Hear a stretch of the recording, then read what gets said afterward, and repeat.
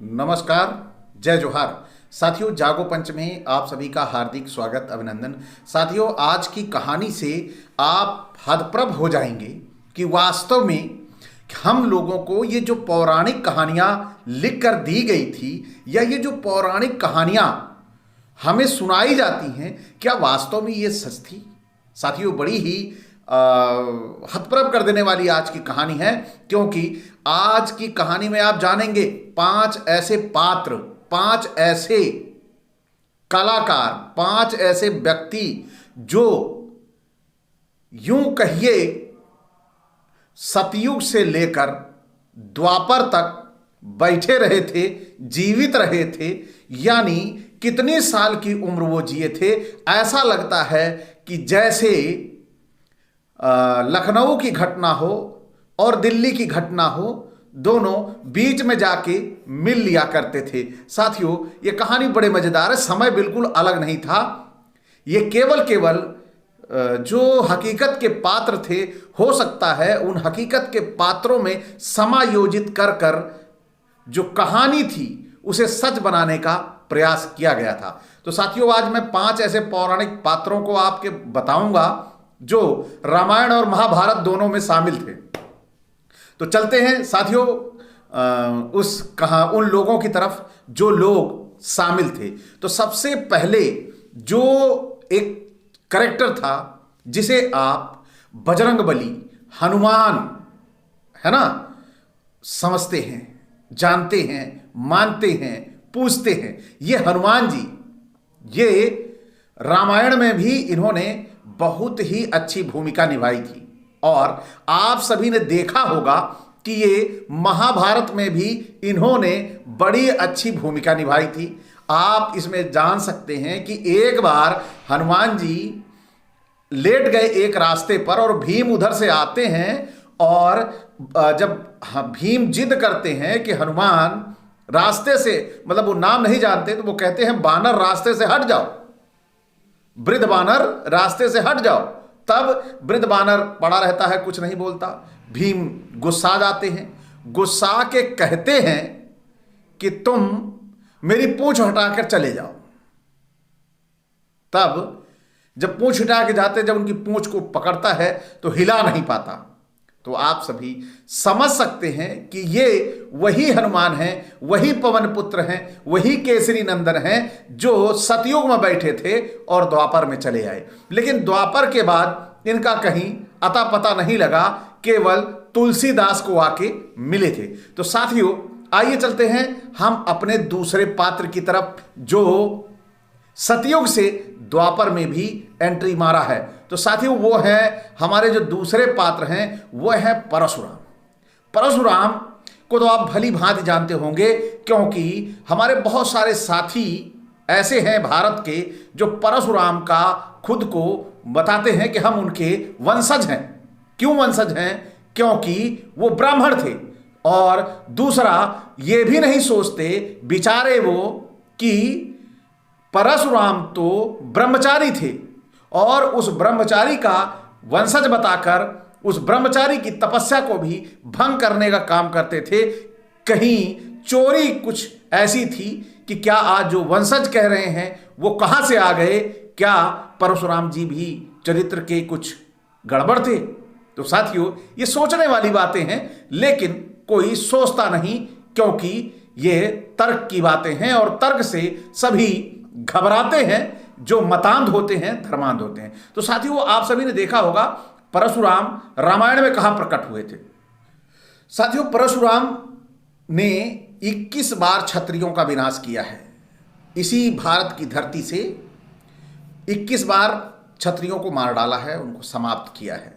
और आप उस समय की भी घटना जानते होंगे, जब राम सीता के विवाह के लिए पहुंचते हैं, तो वहां पर दशरथ ने जो स्वयंवर रचा हुआ था, उस स्वयंवर में रखा था कि जो शिवजी का धनुष तोड़ देगा या प्रत्यंचा चढ़ा देगा, उसी के साथ वो सीता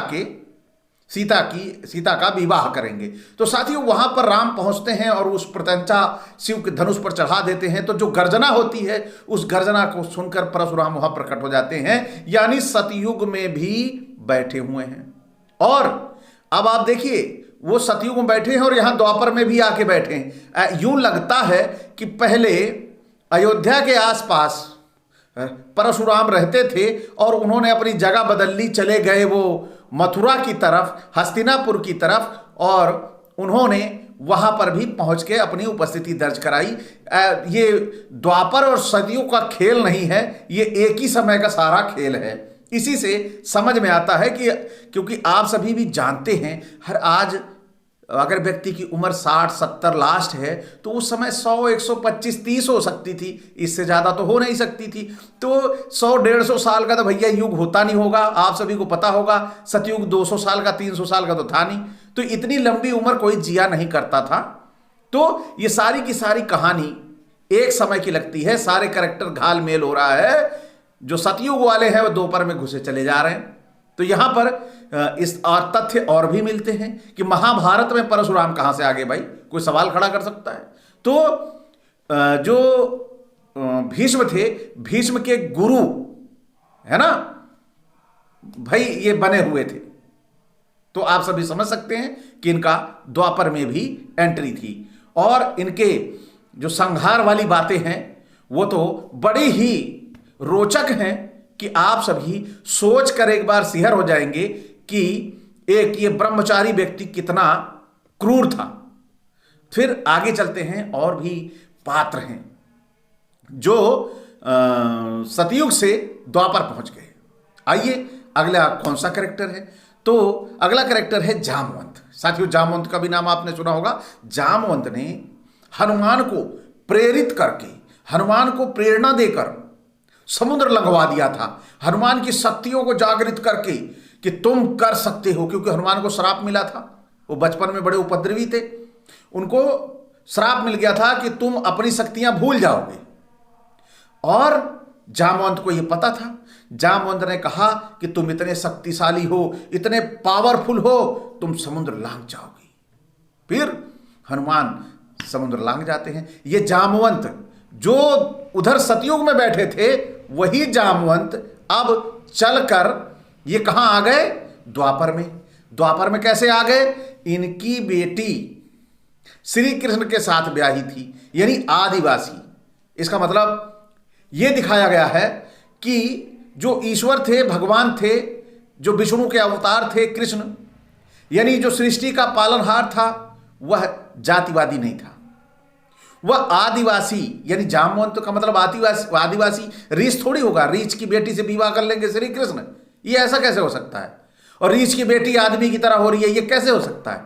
तो रीछ वो वनवासी रहे होंगे, है ना। नहीं तो भाई रीछ बोलेगा और एक बानर बंदर समझेगा, ये कैसे हो सकता है, ये तो चमत्कार ही होगा ना, अलग बात हो गई। तो यहां पर जामवंत जो है द्वापर में थे और अपनी बेटी का ब्याह जो जामवंती का श्री कृष्ण के साथ कर देते हैं। और जामवंत श्री कृष्ण में युद्ध भी हुआ था, ये आप सभी भली भांति जानते होंगे। तो आप समझिए कि जो कहां था, सतयुग में चला आया द्वापर में। तीसरा कैरेक्टर, अब आप खुद समझ सकते हैं कि एक युग, एक व्यक्ति की उम्र 150 साल से ज्यादा नहीं हो सकती। मैं बहुत ज्यादा आकलन कर रहा हूं, और इस आकलन में आप सभी समझ सकते हैं कि 150 साल के अंतराल पे ही महाभारत और रामायण दोनों हुई है। इसका मतलब है या तो ये किताब दोनों बगल बैठ के लिखी गई हैं, या फिर ये 150 सालों का अंतर है, उसी 150 सालों की ही घटना है। आगे चलते हैं। मयासुर। मयासुर के बारे में आप सभी ने ना सुना हो तो मैं बता दूं। मयासुर रावण के ससुर यानी मंदोदरी के पिता एक बड़े अच्छे ज्योतिषी और वास्तुशास्त्र थे। और वो मतलब मयासुर यानी राक्षसी थे, जबकि रावण ब्राह्मण था। और यहां पर मयासुर इनके पिताजी अपनी राक्षस जो ब्राह्मण के साथ ले जाकर एक राक्षस अपनी बेटी का ब्याह कर देता है, मयासुर। अब आप यहां पे समझ सकते हैं ज्योतिष और वास्तुशास्त्र के ज्ञाता उस समय कौन था। भाई मनुस्मृति में लिखा गया है कि शूद्रों को पढ़ने का अधिकार नहीं था। तो क्या उस समय का ज्योतिष कोई ये शूद्र और वैश्य रहे होंगे? नहीं। वास्तुशास्त्री कौन रहा होगा? वो भी ब्राह्मण ही थे। राक्षस थोड़ी होंगे इतने पढ़े लिखे। राक्षसों को क्या पढ़ने की जरूरत है? तो वो वहां पर मंदोदरी अपनी बेटी का ब्याह किए थे, तो यानी रावण से भी ज्यादा उम्र के थे। और वो महाभारत में युधिष्ठिर के लिए सभा भवन का निर्माण किया था, माया सभा के नाम से, जो प्रसिद्ध हुआ था। इसी सभा के वैभव को देखकर दुर्योधन पांडव से ईर्ष्या करने लगे थे, और कहीं ना कहीं यही ईर्ष्या का कारण ही महाभारत का युद्ध का कारण बनी। अब आप समझ सकते हैं कि महाभारत रामायण दोनों एक ही समय की घटनाएं हो सकती हैं। इनमें 30-35 साल का अंतर हो सकता है, इससे ज्यादा का, 50 साल का हद से ज्यादा, इससे ज्यादा का नहीं।